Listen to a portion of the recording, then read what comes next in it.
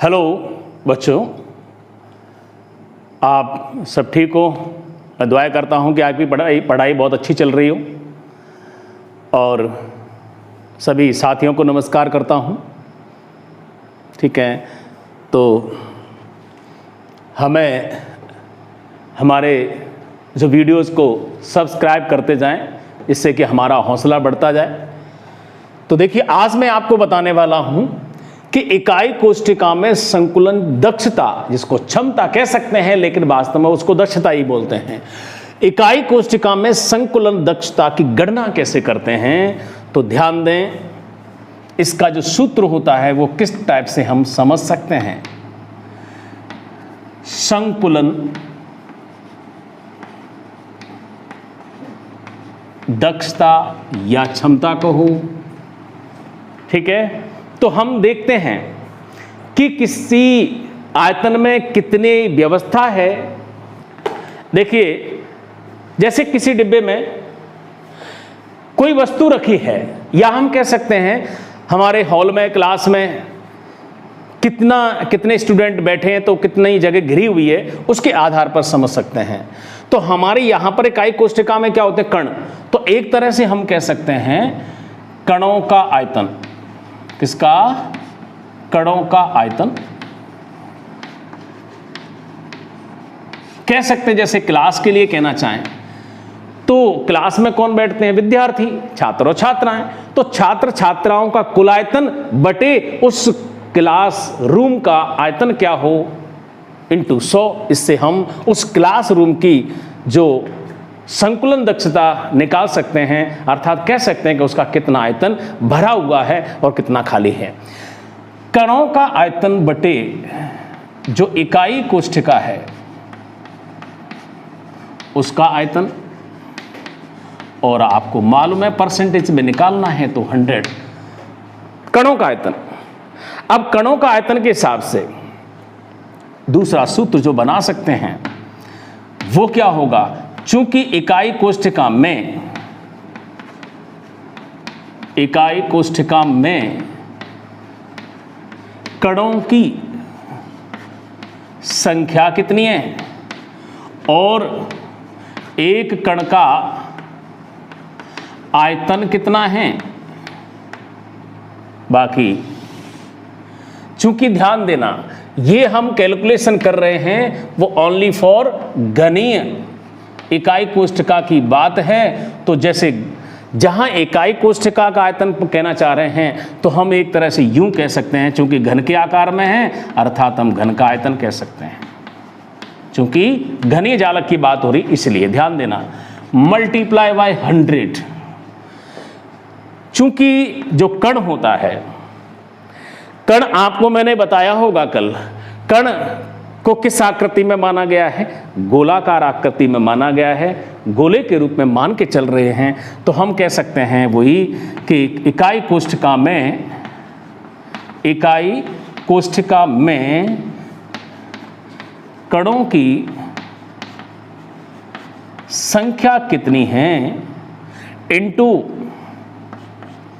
गोले का आयतन। गोले का आयतन, चूंकि कण गोलाकार होता है।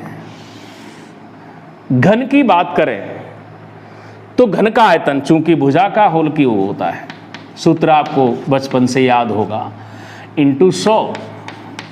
प्लीज ध्यान दें, इस भुजा की लंबाई किसी को भी मानो सारी भुजाएं जैसे ए घन में होंगी, ए होंगी, तो किनारों की लंबाई सभी की ए है। कणों की संख्या हम यहाँ कुछ भी मान लें, अभी चाहो तो n मान सकते हैं। वैसे कणों की संख्या वो मानते हैं इकाई कोष्ठिका में, उसको हम यहाँ सॉलिड स्टेट में z के नाम से संकेत देंगे। गोले का आयतन आपको पता है तो z बटे भुजा का q, अर्थात a का q। चूंकि भुजा की जो घन की भुजा की लंबाई है वो हमने a मान ली है, a b c तीनों बराबर मतलब a। और जो गोला होता है, गोले का आयतन आपने पढ़ा होगा मैथमेटिक्स में, 4/3 पाई आर क्यू इंटू 100। तो देखिए, पैकिंग एफिशिएंसी बोलते हैं या संकुलन दक्षता कहते हैं, उसका हमारे पास ये सूत्र निकल के आता है। अगर आप ये सूत्र याद कर लेंगे तो मुझे लगता है कि किसी भी इकाई कोष्ठिका में संकुलन दक्षता की गणना करना बहुत आसान होगा। क्योंकि घनी इकाई कोष्ठिकाएं कितनी होती, नंबर 1, पूरी बात ध्यान देना, तो सरल घनीय इकाई कोष्ठिका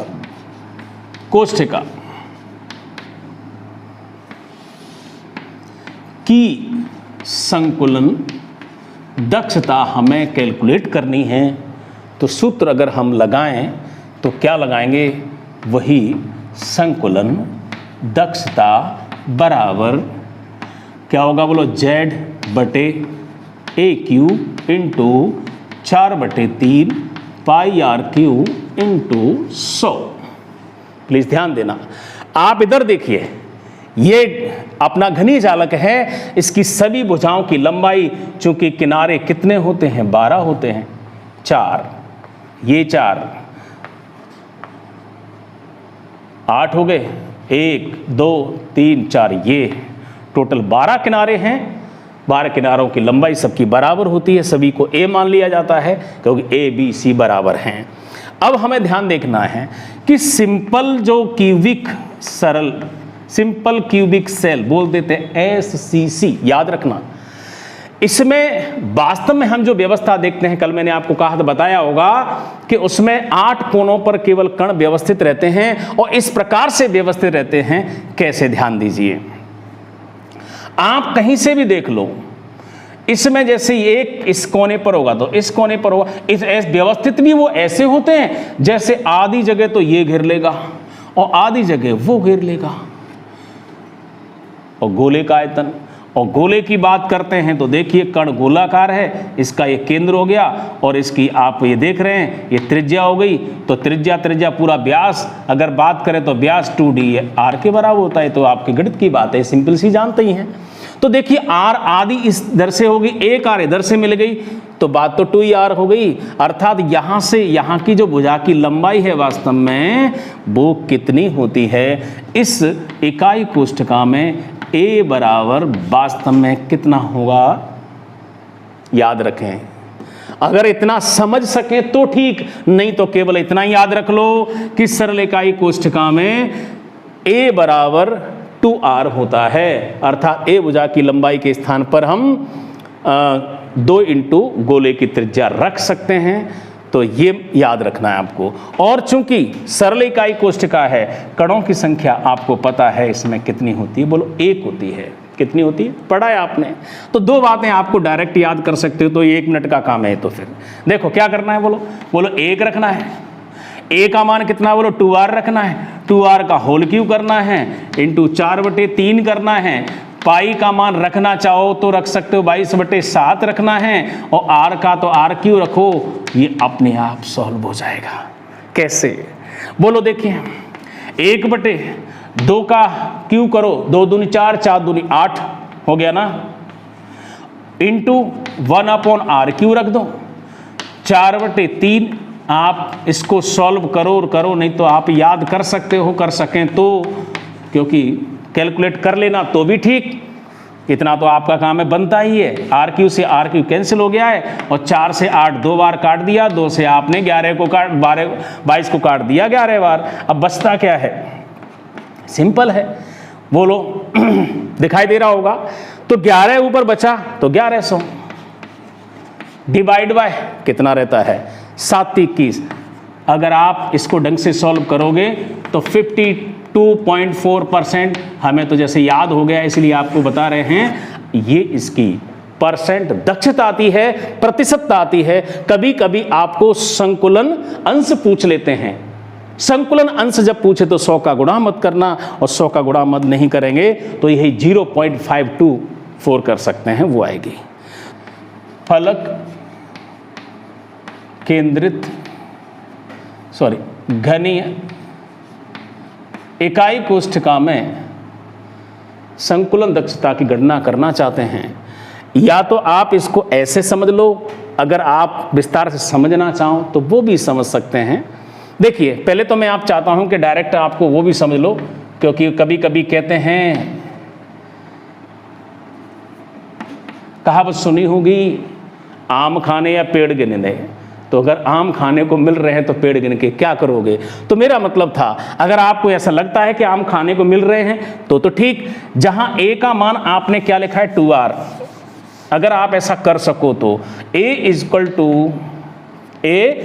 इक्वल टू 4r बटे √2 होता है। ये तो a का मान याद रखना। z आपको याद है, फलक केंद्रित इकाई कोष्ठिका में z बराबर क्या, कणों की संख्या कितनी होती है FCC में 4। बस ये दो वैल्यू याद रखना है, इजी कर सकते हैं। तो अगर आप ये करोगे, z का मान 4, देखो 4 और AQ मतलब a का मतलब है कि 4r3 यहां लगा दो और अंडर रूट को इधर ऊपर ले जाओ, q लगा दो, वही 4/3 इंटू 22/7, सारी वैल्यू वही लिखोगे जो लिखते आए हैं 100। ठीक है, आपको शायद याद हो, अगर याद नहीं रहता है तो ये भी याद कर लो। अंडर रूट 2 की जो वैल्यू होती है वो 1.41 होती है। ये तो कुछ याद है, करनी पड़े हो जाते हैं।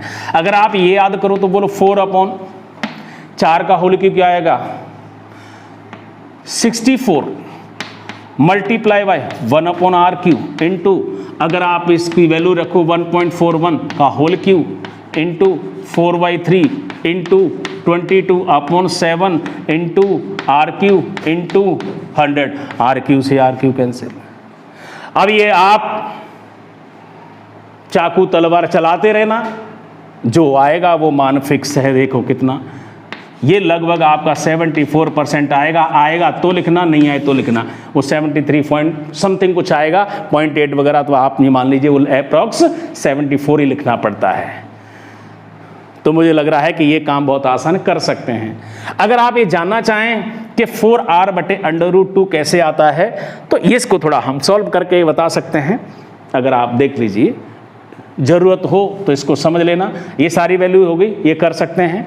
आपको ये सॉल्व करके देखते हैं कैसे आता है। किसी के मन में लग रहा होगा कि कैसे आया। देखिए यहाँ a बुझा है, चूंकि फलक केंद्रित FCC, यहाँ SCC की जगह कौन सी व्यवस्था है FCC में क्या होता है, जहां कोने पर कण तो होते हैं, परंतु ये तो होंगे सब ऐसे ही, लेकिन ध्यान दो एक फलक पे और होता है, जैसे होंगे तो बीच में और होगा। तो यहां से ये भुजा A है, और प्लीज ध्यान देना अच्छी तरह से, इसमें एक विकर्ण पड़ेगा बीच में से, S से विकर्ण आएगा।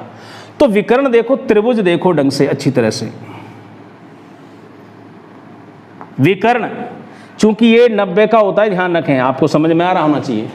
ये 90 का होता है, ठीक है, और ये 90 का होता है। तो इसके हिसाब से जो B भुजा बनाई है, अर्थात ये भुजा A है, ये भुजा A है, और इसमें से ये समकोण के सामने वाली भुजा हमेशा क्या कहलाती है, विकर्ण कहलाती है। तो इसको विकर्ण के हिसाब से आप B कह सकते हो। A ये है तो उसको B कह दो। तो पाइथागोरन थ्योरम क्या होता है बोलो, B² बराबर विकर्ण का स्क्वायर बराबर लंब का स्क्वायर प्लस आधार का स्क्वायर। तो बोलो लंब स्क्वायर आधार स्क्वायर दोनों हो गए, तो B² इक्वल टू 2A² हो गया। तो A² इक्वल टू कितना हो गया, B² बटे 2 हो गया। और A बराबर कितना हो जाएगा, बोलो B बटे √2। हुआ कि नहीं, हुआ कि नहीं।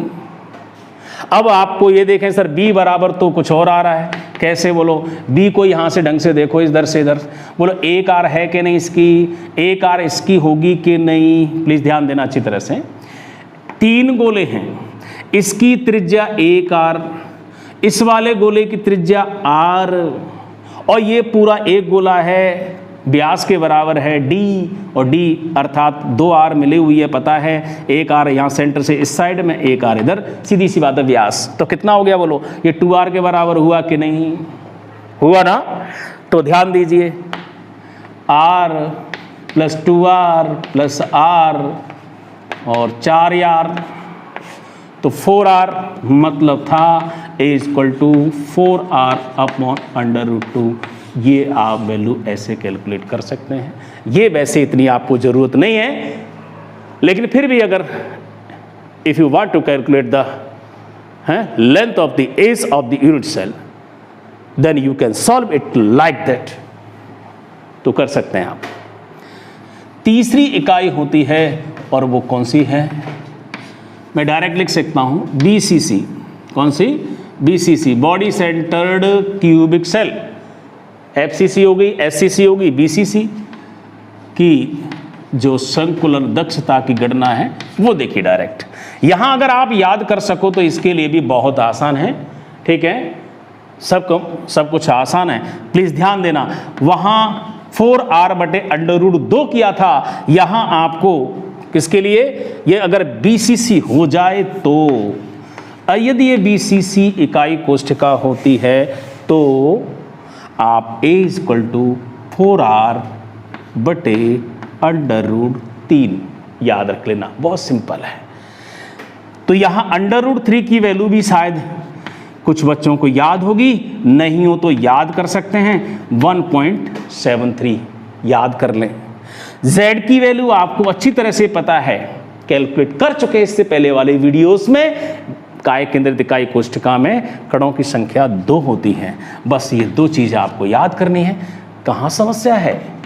Z का मान 2 रखेंगे आप, क्या रखेंगे? Z का मान 2 रखेंगे। चलिए, और A की वैल्यू कितनी रखेंगे?